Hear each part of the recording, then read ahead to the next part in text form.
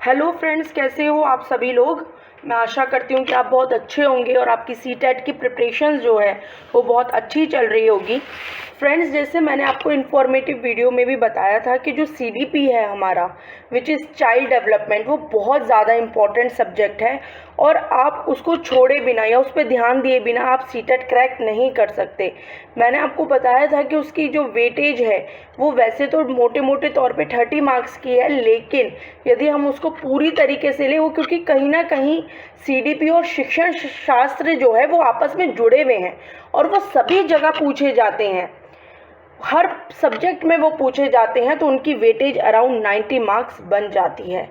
तो उसी की श्रेणी में जो आज हम पहला टॉपिक लेकर आए हैं वो है ग्रोथ एंड डेवलपमेंट, मतलब वृद्धि और विकास। फ्रेंड्स, ये बहुत इंपॉर्टेंट टॉपिक है सीडीपी की दृष्टि से भी, और भी जो हमारे कॉम्पिटेटिव एग्जाम्स है जहाँ पे सीडीपी पूछी जाती है। सीटेट में इसका वेटेज जो है वो 3 से 4 मार्क्स का रहता है।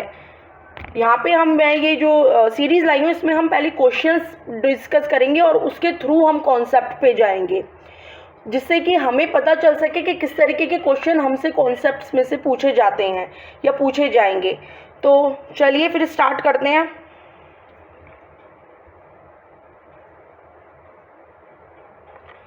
हमारा फर्स्ट क्वेश्चन है, एडोलेसेंस में एक्सपीरियंस, किशोरावस्था का अनुभव हो सकता है। क्या हो सकता है?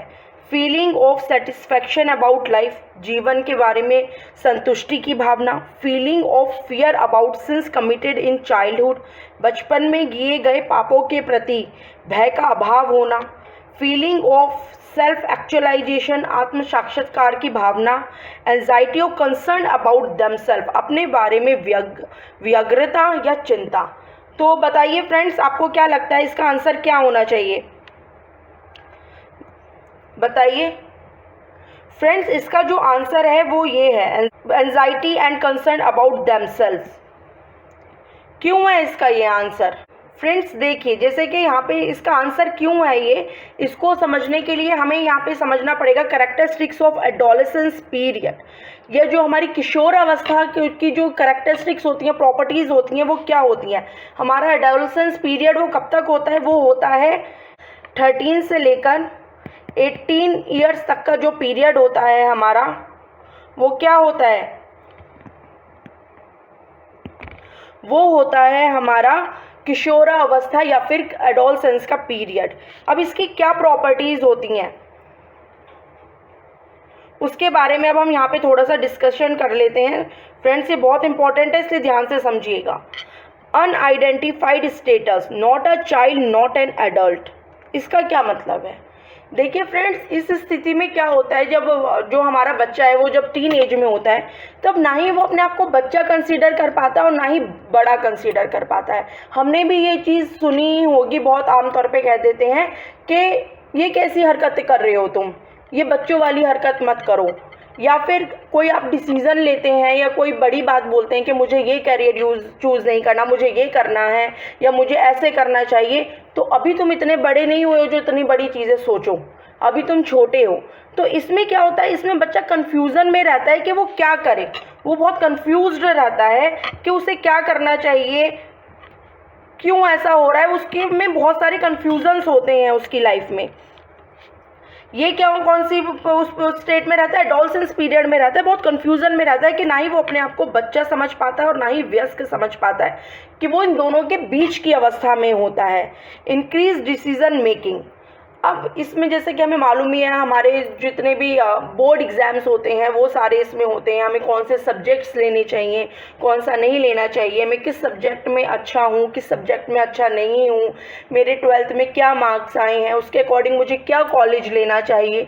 तो इस तरीके के बहुत सारे प्रेशर हम पे बिल्डअप हो जाते हैं कि हमें क्या चीज़ करनी चाहिए जो हमारे भविष्य के लिए अच्छी हो, कि जिस फील्ड में मैं करियर बनाना चाहता हूँ उसके लिए डिसीज़न सही होगा या नहीं होगा। इस तरीके की बहुत सारी बातें हमारे माइंड में चलती हैं और हम पे बहुत प्रेशर होता है कि हम सही डिसीज़न लें, और बहुत सारे डिसीजंस जो हैं हमें ये लेने पड़ते हैं क्योंकि ये हमारी लाइफ का एक बहुत इंपॉर्टेंट पार्ट होता है। Increase pressure, peers versus parents, friends ये चीज़ बहुत ज़्यादा पूछी जाती है। जैसे कि इस ग्रुप में क्या होता है, इस एज में क्या होता है कि हम क्या चाहते हैं, तो आपके पेरेंट्स की भी बहुत सारी एक्सपेक्टेशंस होती हैं आपसे। वो चाहते हैं आपको कि आप इंजीनियर बनो, है ना, वो चाहते हैं आप डॉक्टर बनो, आप अपनी लाइफ में अच्छा करो। सारे पेरेंट्स ये चाहते हैं कि उनके बच्चे बहुत अच्छा करें, नथिंग रॉन्ग इन इट। उसी लेकिन क्या होता है, उनकी एक्सपेक्टेशंस हम पे हो जाती हैं। फिर वो हमें ये बताते हैं कि भाई इतनी रात को घर से बाहर क्यों हो, तुम नहीं रह सकते। लेकिन आप देखते हो कि आपके और फ्रेंड्स जो हैं वो रात को जाके मस्ती कर रहे हैं या मजाक कर रहे हैं। आप चाहते हो कि आप भी उस फ्रेंड्स ग्रुप का पार्ट बनो, आप भी जाके मस्ती करो और आप भी जाके बाहर हैंग आउट्स करो, मूवी देखो। तो इस तरीके से बहुत सारी चीज़ें होती हैं। आपके घर का वातावरण जो होता है, जो हमारे पेरेंट्स होते हैं या हमारे बड़े लोग होते हैं, वो कहते हैं ये चीज़ें तुम्हारे लिए सही नहीं है, अपनी पढ़ाई पे फोकस करो। लेकिन आप चाहते हो कि आप अपने जो आपके पीयर्स होते हैं या जो आपके फ्रेंड्स होते हैं, इस वक्त उनका ग्रुप आपको बहुत ज़्यादा अट्रैक्ट करता है। आप चाहते हो कि आप उनमें शामिल हो, वो आपको एक्सेप्ट करें अपने ग्रुप में, आप उनके साथ जाके मस्ती करो।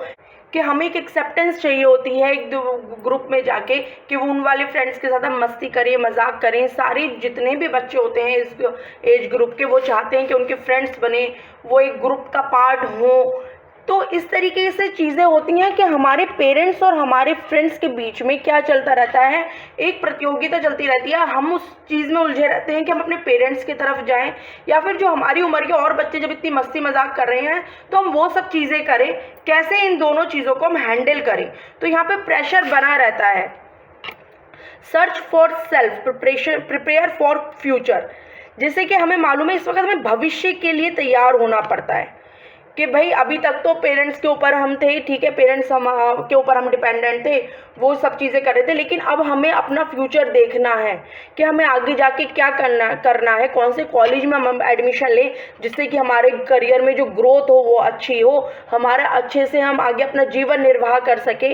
तो ये सारी चीज़ें चल रही होती हैं। ये बहुत क्रूशियल पीरियड होता है हर तरीके से, हर लिहाज से, हर बच्चे के लिए, कि उसके अंदर इतनी सारी चीज़ें चल रही होती हैं कि भाई उसे करियर भी देखना है, लेकिन एट द सेम टाइम उसे अपने फ्रेंड्स के साथ मस्ती मजाक भी करना है।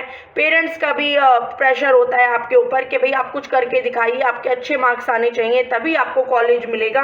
तो इस वाली चीज़ के लिए इस वाली एज में बहुत सारी चीज़ें हमारे दिमाग में चल रही होती हैं, क्योंकि इसी एज के बाद हमारा फ्यूचर कैसा होगा ये डिसाइड होता है कि इस एज में हम जितने अच्छी तरीके से अपने आप को डेवलप कर पाएंगे, जितने अच्छी तरीके से हम आगे बढ़ पाएंगे, उतना ही ब्राइट हमारा फ्यूचर रहने के चांसेस होते हैं। हु एम आई, मैं कौन हूँ। इसमें बहुत टाइम क्या होता है कि पेरेंट्स बोलते हैं कि आपको इंजीनियर बनना है या डॉक्टर बनना है, लेकिन आपका बिल्कुल मन नहीं करता कि भाई मैं ये वाली पढ़ाई करूं, या फिर मेरे को ये सब चीज़ें नहीं चाहिए। हम वो पढ़ाई कर रहे हैं लेकिन हमें एक सेटिस्फैक्शन नहीं मिल रहा है कि मुझे करना क्यों है ये। तो इसमें हम इस वाली एज में ये भी रहता है कि मुझे करना क्या है, मैं क्या हूँ, मैं क्या चाहता हूँ, मैं कैसा बनना चाहता हूँ या चाहती हूँ। तो ये सारी चीज़ें भी हमारे दिमाग में चलती रहती हैं। तो आप यहाँ पे देख सकते होगे इन पॉइंट्स में सबसे ज़्यादा जो चीज़ निकल कर आ रही है कि प्रेशर बहुत रहता है बच्चों के ऊपर अलग अलग तरीके का, चाहे वो फ्रेंड्स को लेकर हो, चाहे वो पेरेंट्स को लेकर हो, चाहे वो डिसीजन मेकिंग को लेकर हो, चाहे अपने फ्यूचर के लिए प्रिपेयर करने की बात हो। तो इसमें क्या रहती है, बहुत ज़्यादा एंजाइटी रहती है बच्चों को, बहुत ज़्यादा उनकी जो फीलिंग्स होती हैं वो बहुत ज़्यादा एक्सट्रीम होती हैं। उनके अंदर इतने सारे हार्मोनल चेंजेस हो रहे होते हैं, अपोजिट सेक्स की तरफ उनका अट्रैक्शन रहता है, और भी बहुत सारी चीज़ें रहती हैं जिनसे वो इस वक्त घिरा रहता है। तो इस वक्त बच्चे में क्या होती है, इस वक्त बच्चे में एंजाइटी, कंसर्न अपने फ्यूचर को लेकर, और इतनी सारी चीज़ों को मैं डील कैसे करूं, सबसे ज़्यादा उसको इन सारी चीज़ों की चिंता रहती है। इसलिए ही जो हमारा इसका आंसर होगा वो होगा anxiety and concern about themselves, कि हम अपने बारे में क्या सोचते हैं, क्या करना चाहते हैं, हम इतनी सारी चिंताओं में हम कैसे करें। तो इस वाले पीरियड में सबसे ज़्यादा क्या होती है, हमारे अपने खुद के बारे में चिंता होती है और व्यग्रता होती है।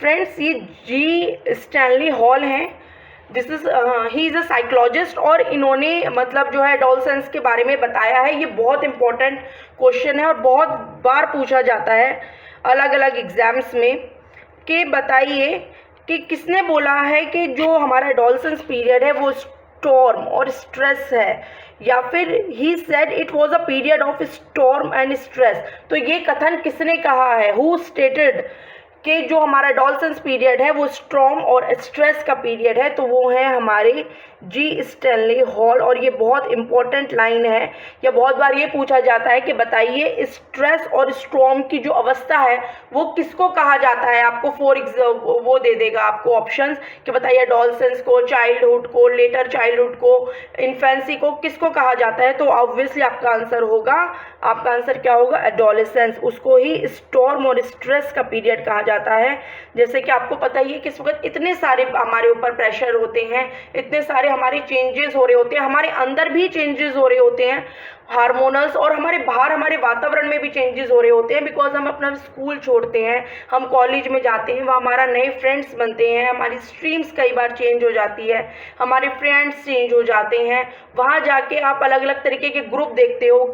कोई ग्रुप जो है जो सिर्फ शो ऑफ में रहता है, कोई ग्रुप है जो सिर्फ घूमने में रहता है, एक ग्रुप है जो कि बहुत ज़्यादा स्टूडियस बच्चों का है।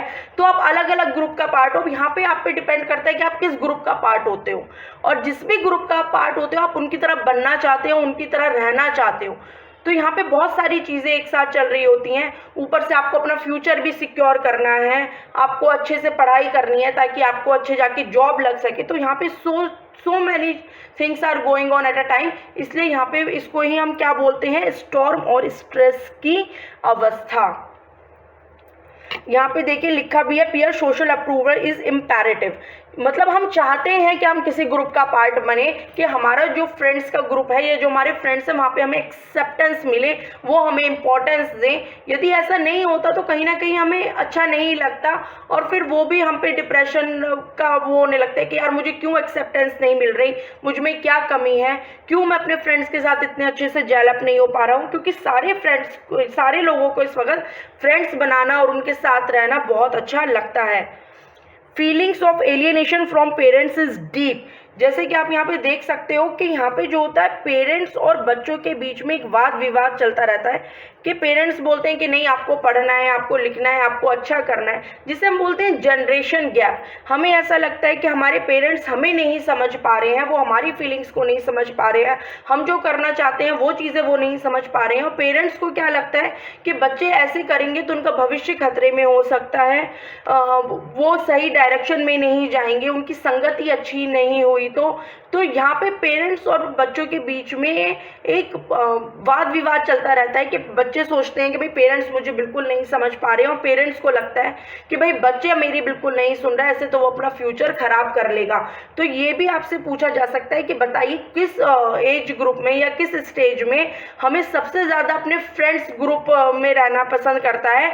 तो वो भी हमारी क्या हो जाएगी? एडोलेसेंस हो जाएगी। और उसके साथ ही साथ सबसे ज़्यादा जो वाद विवाद हमारे पेरेंट्स के बीच में होता है या हमारे पेरेंट्स से हम अलगाव महसूस करते हैं, वो भी कौन सी एज में होता है? वो भी हमारी कौन सी एज में होता है? वो भी हमारी एडोलेसेंस की एज में ही होता है, एडोलेसेंस स्टेट में ही होता है कि हम अपने पेरेंट्स से थोड़े थोड़े दूर होने लगते हैं। फ्रेंड्स, अब नेक्स्ट क्वेश्चन है which of the following is most appropriate in relation to adolescence? या किशोरावस्था के संबंध में निम्नलिखित में से कौन सा सबसे उपयुक्त है? बताइए।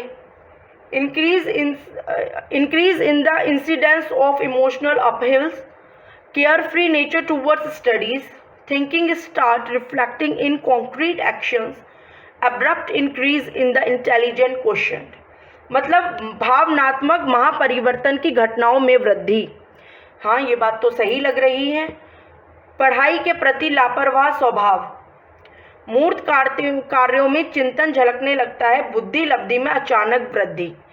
देखिए फ्रेंड, ये बुद्धि लब्धि में अचानक वृद्धि तो ये ऐसा नहीं होता। मतलब ये एडोलेसेंस का कोई वो नहीं होता कि एकदम से आपका इंटेलिजेंट क्वोशिएंट जो है वो बहुत ज़्यादा इंक्रीज हो जाएगा, ऐसा नहीं होता।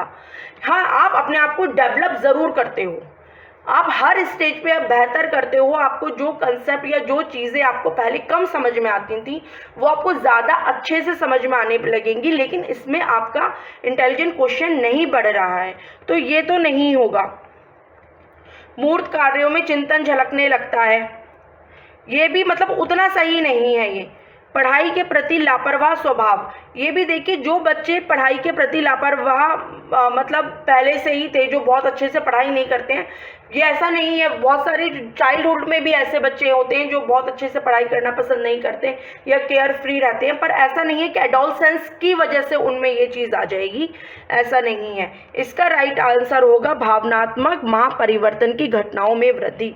जैसे कि मैंने आपको बताया था कि जो हमारी फीलिंग्स होती हैं वो चरम पर होती हैं, हमारे अंदर के जो इमोशंस होते हैं वो चरम पे होते हैं। इस वक्त हमारी जो हार्मोनल चेंजेस हो रहे हैं, जो हमारा एनवायरनमेंट बाहर से चेंज हो रहा है, हमारे पेरेंट्स कुछ करना चाह रहे हैं, हमारे टीचर्स कुछ बोल रहे हैं, हमारे अंदर कुछ चीज़ें चल रही हैं कि भाई हमें अच्छा करना है, हमें अपने करियर में करना है। पेरेंट्स बोल रहे हैं इंजीनियरिंग करो, लेकिन भाई मुझे तो इंजीनियरिंग में कोई मज़ा ही नहीं आ रहा, मुझे इंजीनियरिंग अच्छी नहीं लगनी, मुझे तो राइटर बनना है, मुझे तो कहानियाँ लिखने में अच्छा लगता है। तो इसमें इस तरीके की बहुत सारी चीज़ें, जो हमारी फीलिंग्स होती हैं वो बहुत ज़्यादा पावरफुल हो जाती हैं और इस वाले पीरियड में, और बहुत सारी चीज़ें हम पे हावी हो जाती हैं, बहुत सारे चेंजेस हमारे अंदर और बाहर हो रहे होते हैं। तो सबसे ज़्यादा यहाँ पे जो फीलिंग्स में उतार चढ़ाव होते हैं या फिर जो हमारा एनवायरनमेंट चेंज होता है कि भावनात्मक महापरिवर्तन की घटनाओं में वृद्धि सबसे ज़्यादा जो होता है वो इसी एज में होता है। तो इसका आंसर फर्स्ट वाला करेक्ट होगा। नेक्स्ट क्वेश्चन है हमारा, Alex spends a great deal of time working and trying to establish his career. Is he also has been thinking about how his personal relationship is going and considering whether it could be long term and lead to establishing a family. Alex is most likely in. Alex काम करने में बहुत समय व्यतीत करता है, अपना career स्थापित करने की कोशिश कर रहा है। वह यह भी सोच रहा है कि व्यक्तिगत संबंध कैसे चल रहे हैं, इस पर विचार करें कि यह दीर्घकालिक हो सकता है, परिवार की स्थापना के लिए नेतृत्व कर सकता है। एलेक्स सबसे अधिक संभावना है। मतलब एलेक्स इन चारों में से कौन सी, एलेक्स की क्या स्टेज है, मतलब भाई एक एलेक्स है, कोई आदमी है या कोई बच्चा है या कौन है? ये एलेक्स एक आदमी है। वो क्या कर रहा है, वो वर्क कर रहा है बहुत ज़्यादा अपने करियर को स्थापित करने के लिए। वो चाह रहा है कि उसका करियर जो है वो अच्छे से बन जाए, ठीक है। और उसके साथ ही साथ क्या है, वो एक रिलेशनशिप में भी है और वो चाह रहा है कि वो अपनी फैमिली आगे बढ़ाए नहीं बढ़ाए, उसके साथ शादी करे नहीं करे, उसकी फैमिली आगे जाके कैसे रहेगी, इन सारी चीज़ों में वो उलझा हुआ है। तो आप बताइए कि वो कौन सी अवस्था में है। इसका मतलब यह है, तो डेफिनेटली वो अर्ली चाइल्डहुड में या लेट चाइल्डहुड में तो नहीं होगा। अब बात आई एडल्टहुड की और एडोलेसेंस की।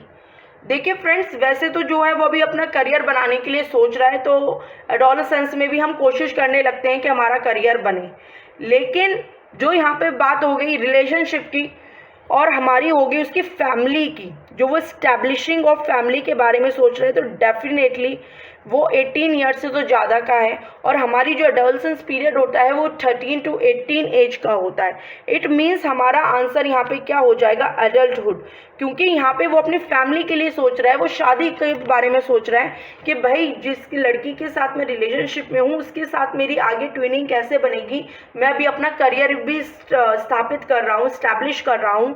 तो इन सारी चीज़ों को देखते हुए जो हमारा आंसर होगा वो होगा 1। Now question number 4. Which of the following correctly identify the domains of development? देखिए फ्रेंड्स क्या क्या दिया हुआ है, physical, cognitive, emotional and social, emotional, cognitive, spiritual, social, psychological, psychological, cognitive, emotional and physical, physical, spiritual, cognitive and social. तो इसका answer देने से पहले मैं आपको कुछ समझाना चाहती हूँ। जैसे कि आप यहाँ देख सकते हो, डोमेन्स ऑफ डेवलपमेंट, डोमेन्स, देखिए ये जो चैप्टर है वो है हमारा ग्रोथ एंड डेवलपमेंट, मतलब वृद्धि एवं विकास। फ्रेंड्स, ये जो हमारी वृद्धि है, पहले इसे थोड़ा सा देख लेते हैं। जो वृद्धि होती है ना फ्रेंड्स, ग्रोथ, उसको मापा जा सकता है। इसलिए इसमें जितनी भी टर्म्स होंगी वो मापने से संबंधित होंगी, जैसे कि एज, हाइट, वेट,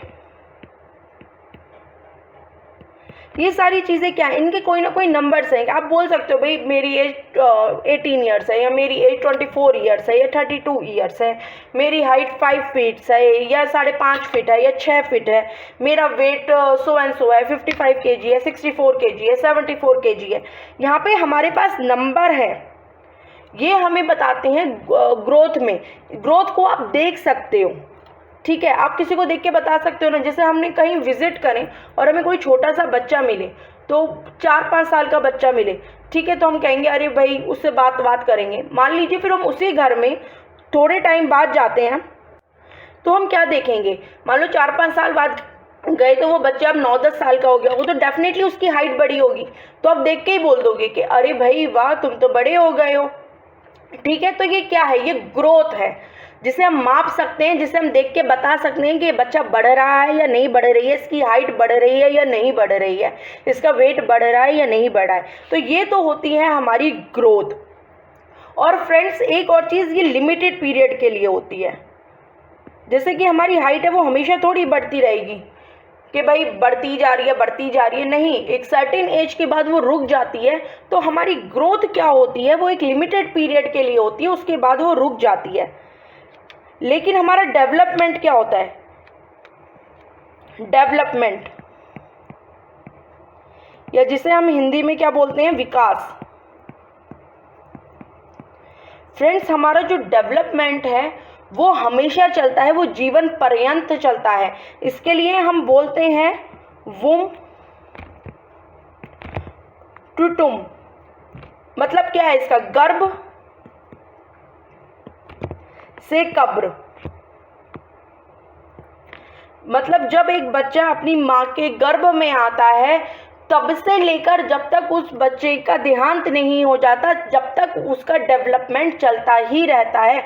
यह एक जीवन पर्यंत चलने वाली घटना है, ये कभी भी नहीं रुकती। लेकिन हमारी ग्रोथ जो है वो एक सर्टेन टाइम के बाद रुक जाती है। ये होता है इन दोनों का मेन डिफरेंस। एक चीज़ और फ्रेंड्स, डेवलपमेंट जो होता है वो बहुत बड़ी चीज़ है। सपोज कीजिए ये जो सर्कल है, ये जो ओवल शेप्ड है, ये हमारा डेवलपमेंट है, तो ग्रोथ इसका एक छोटा सा पार्ट है।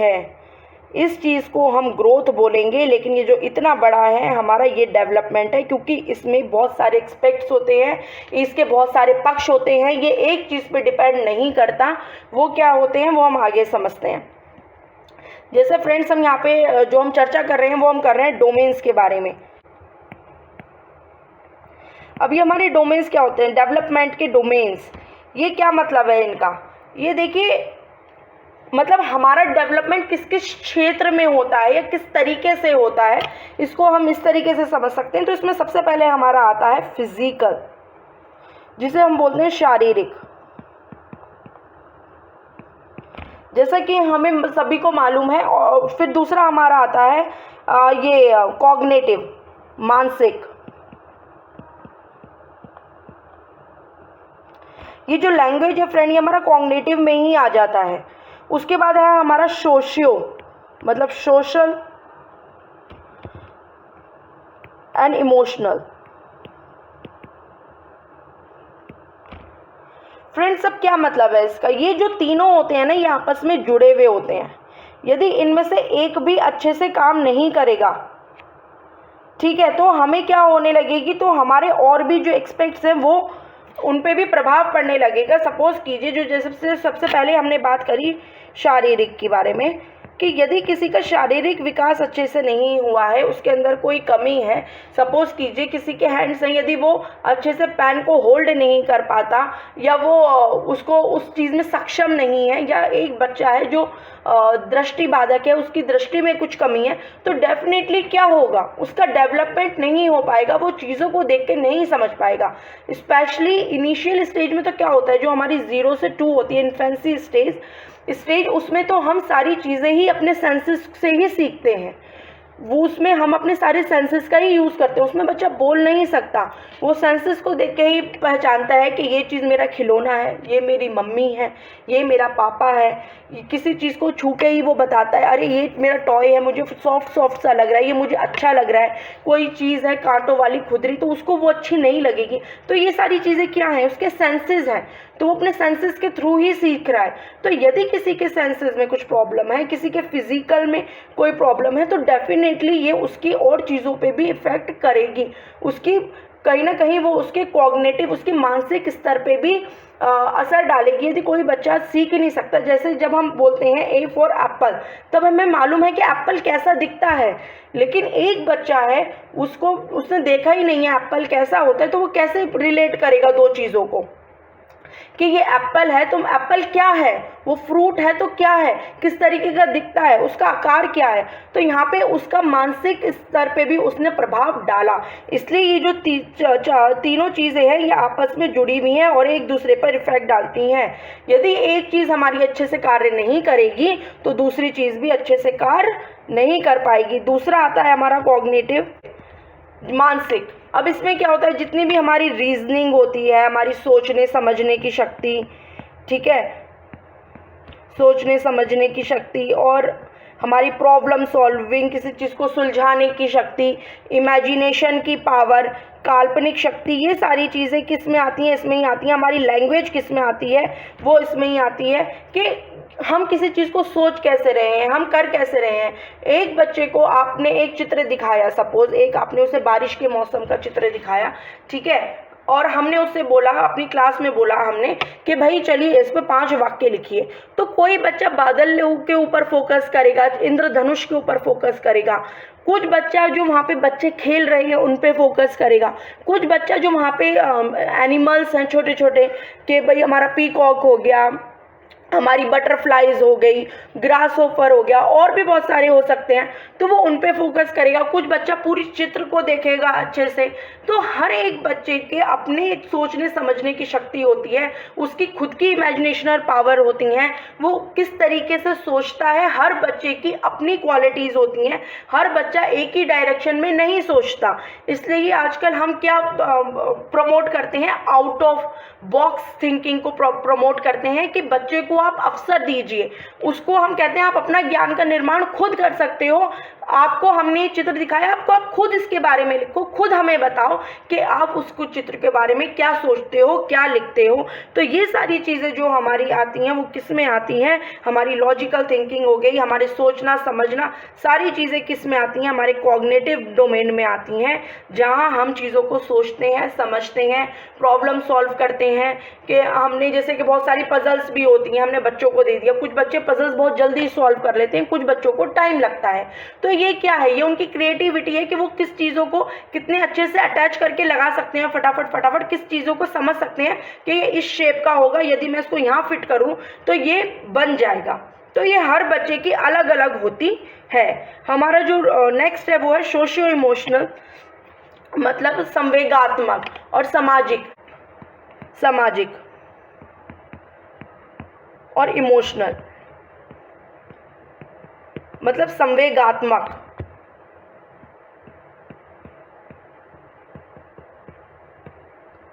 इसमें क्या होता है कि बच्चा सोशल कैसे होता है, जैसे कि आपने देखा होगा कुछ बच्चे बहुत जल्दी से दोस्ती कर लेते हैं, उन्हें फ्रेंड्स बनाना बड़ा अच्छा लगता है, लेकिन कुछ जो बच्चे होते हैं वो हिचकते हैं, उन्हें खुल के बात रखने में टाइम लगता है, या वो थोड़ा सा अपना टाइम लेते हैं फिर आगे बात करते हैं। ये बच्चों की नहीं, हमें बड़ों में भी होती है। और कुछ बच्चे इतने अच्छे होते हैं कि ये इंसान इतने अच्छे होते हैं कि वो लीडर बन जाते हैं, सबको गाइड कर पाते हैं। तो ये क्या होता है, ये उनके सोशल स्किल्स होते हैं कि वो किस चीज़ को कितने अच्छे से हैंडल कर पाते हैं।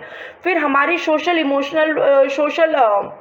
हमारे इमोशंस जो होते हैं वो भी इस चीज़ से निकल के सामने आते हैं। जैसे कि सपोज करिए मतलब वहाँ के जो हमारे नैतिक मूल होते हैं कि भाई हमारा ये कार्य हमें करना चाहिए, ये कार्य हमें नहीं करना चाहिए, किस तरीके से हमें चीज़ों को रखना चाहिए, क्या क्या कार्य हमें करने चाहिए, जो हमारे नैतिक मूल्य होते हैं। हर समाज के कुछ नैतिक मूल्य होते हैं कि भाई हमें ऐसे करोगे तो तुम अच्छे बच्चे बनोगे, ऐसे करोगे तो तुम बुरे बच्चे बनोगे।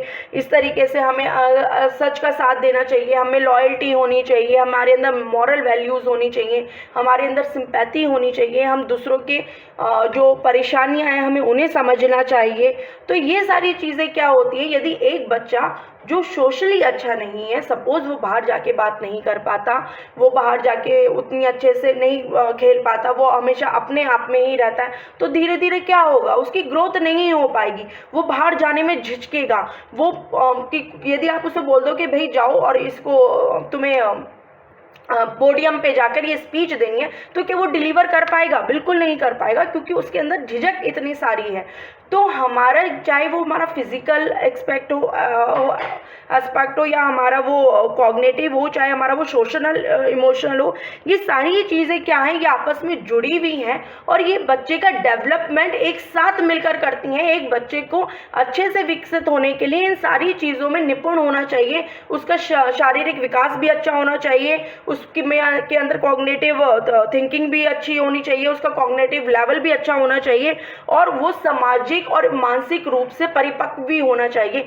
इसलिए हम कहते हैं होलिस्टिक डेवलपमेंट, जो हम कहते हैं कि एक बच्चे को हर जगह आप दो। यदि वो खेल कूद में पार्टिसिपेट करेगा, अपने फ्रेंड्स बनाएगा, उनके साथ खेलेगा, खेलों से हम कितनी सारी लीडरशिप की क्वालिटीज़ हम सीखते हैं।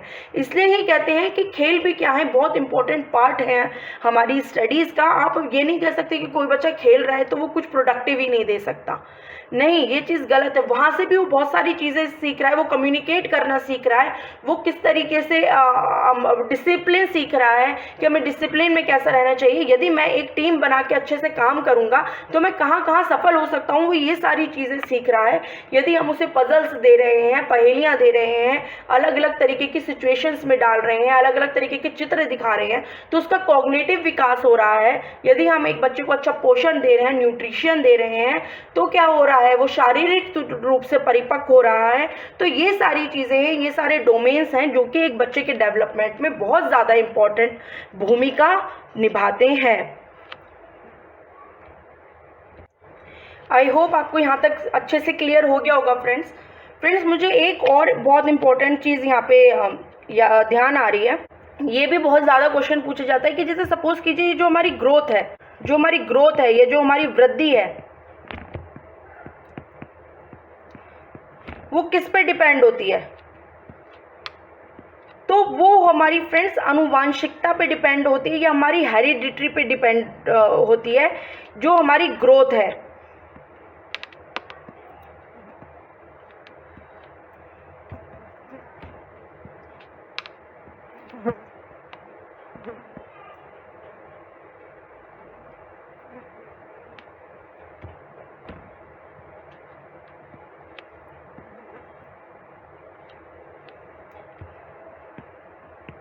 फ्रेंड्स, ये जो हमारी ग्रोथ है ना, ये किस पे डिपेंडेंट होती है, किस पे डिपेंड होती है ये? तो ये फ्रेंड्स जो हमारी ग्रोथ है, जिसे हम हिंदी में वृद्धि बोलते हैं, ये हमारे जीन्स पे डिपेंड होती है या फिर यह हमारी हेरिडिटी, जिसे हम हिंदी में बोलते हैं आनुवांशिकता, उस पे डिपेंड होती है ये। मतलब हमें ये हमारी जीन्स से मिलती है, ये फिक्स होती है। क्या मतलब है इसका? जैसे सपोज कीजिए कोई बच्चा जो है वो एक ऐसी फैमिली में पैदा हुआ है जहाँ पे सबकी हाइट बहुत अच्छी है, तो हम कितने कह देते हैं ना आराम से कि भाई अरे मम्मी पापा इतने लंबे हैं तो बच्चा भी क्या होगा, वो लंबा ही होगा।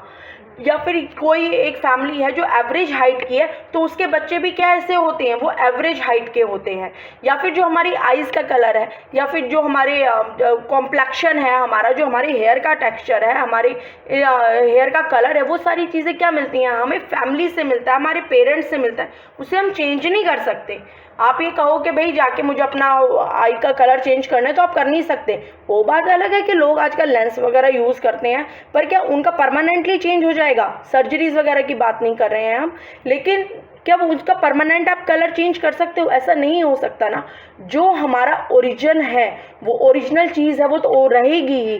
तो ये चीज़ क्या होती है? वृद्धि हमारी आनुवांशिकता पे डिपेंड करती है। ये क्वेश्चन खूब पूछा जाता है कि बताइए हमारी ग्रोथ किस पे डिपेंड करती है, तो वो हमारी आनुवांशिकता पे डिपेंड करती है। लेकिन यही आपसे पूछ लिया जाए कि बताइए हमारा डेवलपमेंट किस पे, जो हमारा विकास है वो किस पे डिपेंड करता है?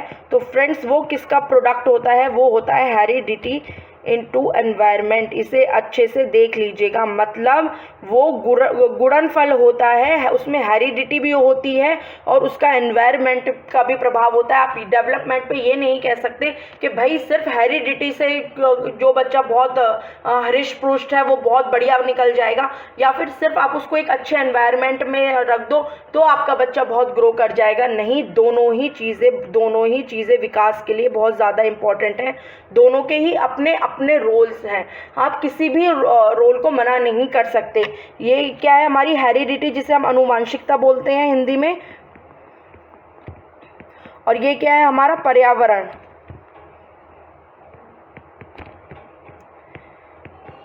और फ्रेंड इसे एक और नाम से भी बोला जाता है, इसे बोला जाता है नेचर और नर्चर।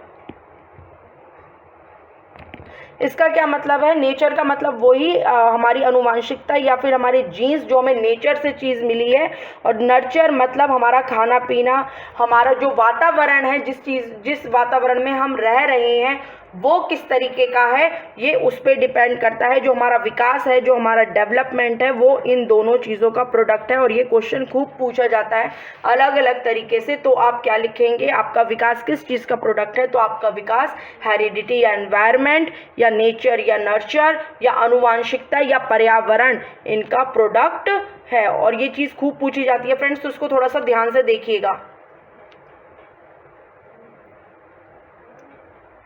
नेक्स्ट क्वेश्चन है हमारा, which one of the following provides information about the roles and behaviours which are acceptable in a group during early childhood period. निम्नलिखित में से कौन से एक भूमिका व्यवहार के बारे में जानकारी प्रदान करता है जो बचपन की प्रारंभिक अवधि के दौरान, ये नाव नहीं रोल होगा, ग्रुप होगा सॉरी, में स्वीकार है। क्या मतलब है इसका? देखिए फ्रेंड्स, जो हमारी अर्ली चाइल्डहुड है ना, उसे हम क्या बोलते हैं? उसे हम प्री स्कूल पीरियड भी बोलते हैं, जो कि क्या होती है 2 से 6 वर्ष की आयु के लिए हम कंसीडर करते हैं हमारी अर्ली चाइल्डहुड। इसमें क्या होता है? इसमें बच्चा सबसे ज़्यादा किसके करीब होता है या किसका सबसे ज़्यादा प्रभाव बच्चे पर पड़ता है? तो वो क्या क्या है? टीचर्स और पेयर्स, मतलब शिक्षक और साथी, सहकर्मी और माता पिता और भाई बहन और शिक्षक। अब आप खुद सोच के बताइए कि किसका पड़ेगा।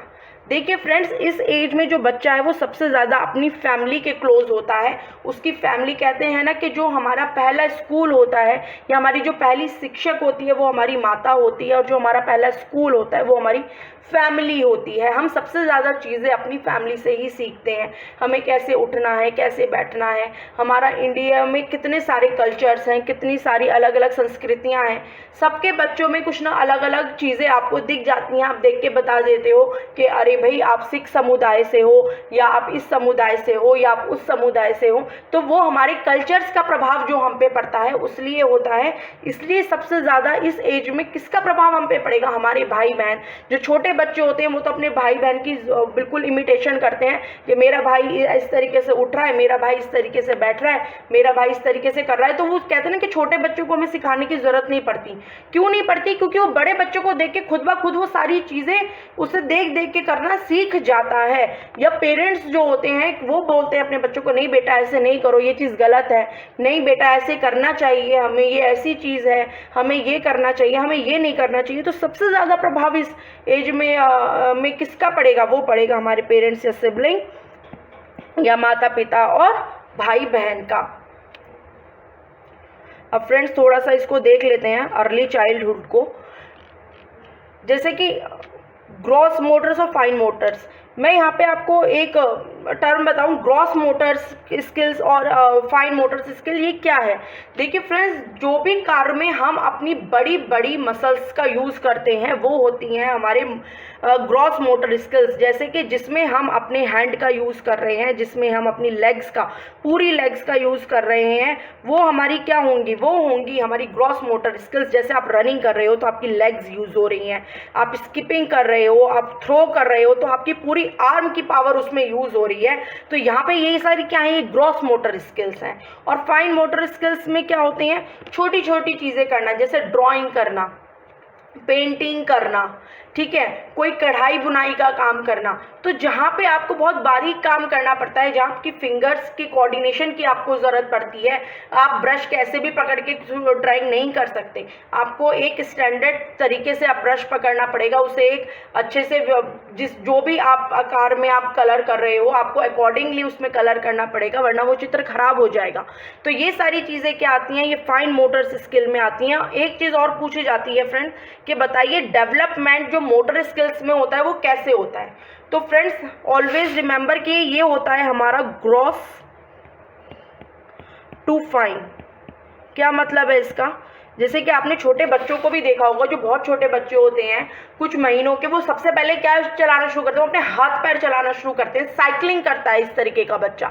तो सबसे पहले उसके क्या डेवलप हो रहे हैं, उसके जो मेन मसल्स हैं, जो उसकी पैर की जो बड़ी बड़ी मसल्स हैं वो डेवलप हो रही हैं। सबसे पहले वो उन पे कंट्रोल प्राप्त करता है, उन पे वर्क करना शुरू करता है वो सबसे पहले। उसके बाद वो ग्रैबिंग सीखेगा। लेकिन जब हम बच्चे को आपने देखा भी होगा, जब हम पढ़ना सिखाते हैं तो वो पूरी मुट्ठी से पेन को पकड़ लेता है और चलाता है। क्यों? क्योंकि उसे अभी अपनी फिंगर्स पे कंट्रोल नहीं है, उसे नहीं पता मैं किस तरीके से होल्ड करूं इस पेंसिल को जिससे मैं लिखना सीखूं। तो वो ग्रेजुअली बच्चा करता है, धीरे धीरे वो करता है, धीरे धीरे वो उसको ग्रैब करना शुरू करता है। इसलिए ही हम बोलेंगे जो हमारा डेवलपमेंट होता है वो मसल्स में, वो कहाँ से होता है, हमारा gross muscle to fine muscles, मतलब बड़ी मांसपेशियों से छोटी मांसपेशियों की तरफ ये हमारा डेवलपमेंट चलता है। Increase confidence in self care and personal hygiene. इस वक्त क्या करता है बच्चा, अपनी खुद की देखभाल भी करने लगता है। जैसे कि आपने देखा ही होगा कि इस उम्र में यदि बच्चों को भूख लगे, जैसे इन्फेंसी में तो क्या होता है, वो बच्चा भूखा है तो वो एक जगह रहेगा और वो रोता रहेगा रोता रहेगा। तो फिर उसकी मदर आएंगी, फिर उसको मतलब कुछ खिलाएंगी या दूध वूध पिलाएंगी। लेकिन जब आपका बच्चा 2-3 साल का होता है और उसे भूख लग रही होती है तो उसे मालूम है उसके यहाँ बिस्किट का रखे हैं तो वो खुद निकाल के खा लेगा, या उसने देखा है कहीं बनाना रखा है तो वो खुद खा लेगा, या एप्पल रखा है तो वो खुद खा लेगा। ऐसे में बच्चे क्या होते हैं, पर्सनल हाइजीन पे भी बहुत ध्यान देते हैं। इससे छोटे बच्चों को क्या होता है, उनकी सूसू पॉटी हो जाती है तो वो उसी तरीके से रहते हैं। लेकिन इस एज में बच्चे ऐसे नहीं रह सकते, उन्हें चाहिए होता है कि आप उन्हें जल्दी से क्लीन करो। जैसे 2-3 साल का बच्चा है तो डेफिनेटली आपको उसे क्लीन करना पड़ेगा, लेकिन जहाँ से हमारा बच्चा 5 साल की एज में आता है तो खुद को क्लीन करने लगता है। तो इस एज के बच्चे क्या करते हैं, वो खुद की पर्सनल हाइजीन पे ध्यान देने लगते हैं कि मेरे को साफ सुथरा रहना है, या उन्हें गंदा रहना पसंद नहीं होता। Dramatic play and fantastic with peers, इसका क्या मतलब है, जैसे हमें पता ही है कि इस एज के बच्चे चोर सिपाही हो गया, या जो लड़कियां होती हैं वो गुड्डे गुड़िया के खेलों से कितना खेलती हैं, कुछ कुछ अपने आप को रोल दे देते हैं वो कि भाई मैं तो चोर बनूंगा, या मैं तो सिपाही बनूंगा, या तो मैं पायलट बनूंगा, या मैं कुछ और बनूंगा। तो इस तरीके के वो प्ले में बहुत ज़्यादा होते हैं और अपने फ्रेंड्स के साथ खेलना उन्हें पसंद होता है। ड्रॉ सिंपल फिगर्स, इस एज के बच्चों को देखिए ड्राइंग करना बहुत पसंद होता है, लेकिन वो सिंपल फिगर्स ही ड्रॉ करते हैं कि एक हट बना ली, या मून बना लिया, या सन बना लिया। सिंपल चीज़ें करना उन्हें पसंद होता है। ये हम जनरल बात कर रहे हैं कि जनरल जो इस एज के बच्चे होते हैं वो किस तरीके से सोचते हैं, या उनका व्यवहार किस तरीके से होता है। Knowledge of colours, letters and numbers, इस एज के बच्चों को ABCD पता होती है, कलर्स पता होते हैं। आप उनसे पूछो ये कलर कौन सा है तो बताएंगे रेड है, ग्रीन है, पर्पल है, ब्लू है। नंबर्स पता होता है 1 2 3। Recounting of familiar stories and events, मतलब उन्हें अब स्टोरीज कुछ कुछ पता रहनी होती हैं। वो जैसे सपोज करो आप उन्हें कोई स्टोरी बता रहे हो तो वो कभी कभार कोई स्टोरी उन्हें पसंद आ जाती है तो अपनी मम्मी से बोलते हैं कि मुझे वो स्टोरी सुनाइए, या वो खुद की भी बताते हैं कि जब हम लास्ट टाइम अपनी दादी के घर गए थे ना, या लास्ट टाइम अपनी नानी के घर गए थे ना, तो हमने ये चीज़ें की थी। तो अब उन्हें चीज़ों रिकॉल करनी आती हैं, उनकी मेमोरी में चीज़ें फीड होने लगती हैं। अवेयरनेस ऑफ जेंडर, अब उन्हें ये चीज़ पता होती है, जैसे कि इस वक्त के बच्चों में भी क्या हो जाता है ना कि बॉयज़ वाली फीलिंग आ जाती है, गर्ल्स वाली फीलिंग हो जाती है। मैंने भी अपनी सोसाइटी में देखा है कि कई बार ऐसा होता है कि बॉयज़ बोलते हैं नहीं हम गर्ल्स के साथ नहीं खेलेंगे, या गर्ल्स बोलती हैं नहीं हम बॉयज़ के साथ नहीं खेलेंगे। तो उनमें अब ये अवेयरनेस आ जाती है। Emerging abilities of digital gratification, share toys and take turns, अब उनमें शेयरिंग की क्वालिटीज़ आ जाती है कि हमें अपनी जो उनकी कैपेबिलिटीज़ होती हैं कि उनकी टर्न्स कैसे लेनी है, कि भाई एक बार तुम खेलोगे, एक बार मैं खेलूँगा। उनमें शेयरिंग जैसे आजकल बहुत फेमस है शेयरिंग इज़ केयरिंग, कि हमें शेयर करना चाहिए, साथ में मिलकर खेलना चाहिए, ये सारी चीज़ें उनमें आ जाती हैं। डिमॉन्स्ट्रेट सिंपैथी, अब वो ये किसी को बता सकते हैं कि भाई वो किसी की फीलिंग्स समझने लगते हैं। जैसे कि कभी कभार किसी की मम्मी जो है उदास होती है तो पूछते हैं मम्मा क्या हुआ है आपको, आप आज इतने परेशान क्यों हो, या फिर कि कोई गेस्ट आए हैं तो मम्मा बहुत काम करके थक गई हैं, कि मम्मा आप क्यों इतना थक गए हो, आप लाओ मैं आपका सर दबा दूं, या मैं आज आपके लिए मेडिसिन ला दूं, या आपके लिए पानी ला दूं। तो अब इन बच्चों में क्या होता है, वो जो नॉलेज होती है उनकी वो बढ़ जाती है, दूसरों की बिलीव्स, डिज़ायर, नॉलेज, ये सारी चीज़ों को समझने लगते हैं कि कोई इंसान दुखी है या वो अच्छे मूड में नहीं है तो हमें कैसे बिहेव करना चाहिए, या हमारी बिलीव्स क्या क्या है, हम इस तरीके से मंदिर जाके पूजा कर रहे हैं, ये सारी चीज़ें इस एज के बच्चों में आ जाती हैं। लेटर चाइल्डहुड, देखिए जो फिजिकल, हाँ एक चीज़ और, जो हमारा अर्ली चाइल्डहुड है इसमें डेवलपमेंट काफ़ी तेज होता है, लेकिन देखिए सबसे ज़्यादा तेज तो हमारा जो डेवलपमेंट है वो इन्फेंसी में होता है। यदि आपसे पूछा जाए कि सबसे तेज डेवलपमेंट आपका कहाँ होता है तो वो आप बोलोगे इन्फेंसी में होता है। आपने देखा है कि कितनी तेज बच्चा, मतलब इतना छोटा सा पैदा होता है, फिर वो 1 साल के अंदर ही बड़ा हो जाता है, फिर मतलब चलना वलना शुरू कर देता है, बहुत सारी एक्टिविटीज़ करना शुरू कर देता है। उसके बाद हमारी जो ग्रोथ होती है वो अर्ली चाइल्डहुड में होती है। लेकिन ये जो हमारा पीरियड है लेटर चाइल्डहुड का, इसमें जो हमारी ग्रोथ है ये उतनी ज़्यादा तेज नहीं होती, इसमें बच्चा बहुत तेज़ी से नहीं बढ़ता। इसमें यहाँ पे देखिए मेंशन भी किया गया स्लो बट स्टडी, यहाँ पे बच्चे की मसल्स मजबूत होती हैं, वो अपने ऊपर और नियंत्रण प्राप्त कर लेता है, उसमें इमोशनल बैलेंस भी आने लगता है। Muscles coordination is well developed and children can engage in physical activity that required complex motor sensory coordination. जैसे कि आप देखते हो जो बहुत छोटे बच्चे हैं जब वो कलरिंग वगैरह करते हैं फटाफट तो उनका बाहर भी निकल जाता है, उनकी पिक्चर में उतनी ज़्यादा सफाई, क्लैरिटी नहीं होती। लेकिन इस एज में बच्चे क्या होते हैं, उन्हें मालूम है कि यहाँ पे जगह कम है तो मैं ब्रश को किस तरीके से मोड़ूं कि वहाँ पे वो अच्छे से कलर भी हो जाए और मेरा बाहर भी नहीं जाए।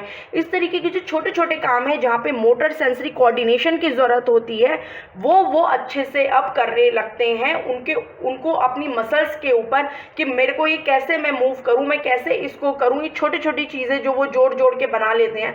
कुछ बच्चे तो बहुत ज़्यादा क्रिएटिव होते हैं तो वो ये सारी चीज़ों के ऊपर उनका बढ़त मिलती है, उन्हें उनका कोऑर्डिनेशन और ज़्यादा मजबूत होता है, उनकी मसल्स स्ट्रांग होती हैं, लेकिन उनकी ग्रोथ बहुत तेज़ी नहीं होती, वो स्लो और स्टडी होती है।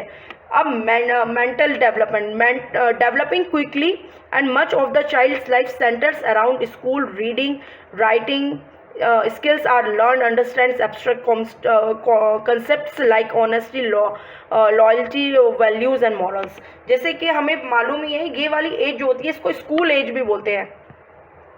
जो हमारी अर्ली चाइल्डहुड होती है उसको हम क्या बोलते हैं, प्री स्कूल एज बोलते हैं, लेकिन इसको हम क्या बोलते हैं, स्कूल एज भी बोलते हैं, क्योंकि इसमें ज़्यादातर जो बच्चे का डेवलपमेंट होता है वो स्कूल के इर्द गिर्द ही होता है कि स्कूल में क्या हो रहा है, स्कूल में क्या क्या एक्टिविटीज़ हो रही हैं, स्कूल में मैडम आपको क्या सिखा रही हैं। इस वक्त बच्चों पे जो प्रभाव होता है स्कूल का वो बहुत ज़्यादा होता है। वो राइटिंग स्किल्स, लर्निंग, अंडरस्टैंडिंग कि भाई ऑनेस्टी क्या होता है, honesty is the best honesty, हम इसमें बच्चों को बताते हैं। कितनी मॉरल साइंस की स्टोरीज बच्चों को सिखाई जाती हैं कि यदि आप अच्छे से काम करोगे तो आपको अच्छे फल मिलेंगे। हमारी मॉरल्स हैं, ये हमारी वैल्यूज़ हैं, हम इंडियन हैं, हमारे ये कल्चर है, हमें इस तरीके से करना चाहिए, हमेशा सच बोलना चाहिए, चोरी नहीं करनी चाहिए। इस तरीके की जो हमारे चिंतन के जो सब वो हैं कंसेप्ट्स हैं कि अच्छी बातें जो हैं वो सारा बच्चा सीखता है। एक इमेजिनेशन में वो रहता है, बहुत सारी चीज़ों को इमेजिन करता है और उसकी जितना भी उसका डेवलपमेंट होता है इस वक्त वो स्कूल के चारों तरफ ही घूमता है। इसलिए ही हम इसे क्या बोलते हैं, हम इसे स्कूल एज बोलते हैं। और ये 6 से 12 वर्ष के जो बच्चे होते हैं वो लेटर चाइल्डहुड में आते हैं। अर्ली चाइल्डहुड ज़्यादा पूछी जाती है। अब फ्रेंड्स ये थोड़ा सा ब्रीफ नॉलेज के लिए है हमारा लाइफ स्पैन डेवलपमेंट स्टेजेस और ह्यूमन डेवलपमेंट स्टेजेस। जैसे कि मैंने आपको बताया था, ये हमारी सारी स्टेजेस हैं जिनके थ्रू एक व्यक्ति का विकास होता है। जैसे मैंने आपको बताया था कि जो हमारा विकास है वो कैसे जाता है, वो हमारा जाता है गर्भ से कब्र।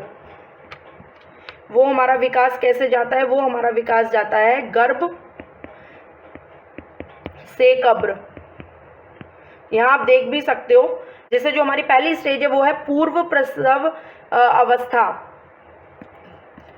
पूर्व प्रसव अवस्था क्या होती है, मतलब जो बच्चा माँ की गर्भ में है, यहाँ पे भी आप देखते हो डेवलपमेंट होता है। शुरू में एक सेल होता है, उससे एक पूरा बेबी बन जाता है। तो ये भी क्या है कि डेवलपमेंट का ही पार्ट है। इसलिए हम कहते हैं कि जो हमारा डेवलपमेंट है वो कहाँ से कहाँ जाता है, वो जाता है गर्भ से कब्र। मतलब गर्भ से ही एक व्यक्ति या एक बच्चे का विकास प्रारंभ हो जाता है।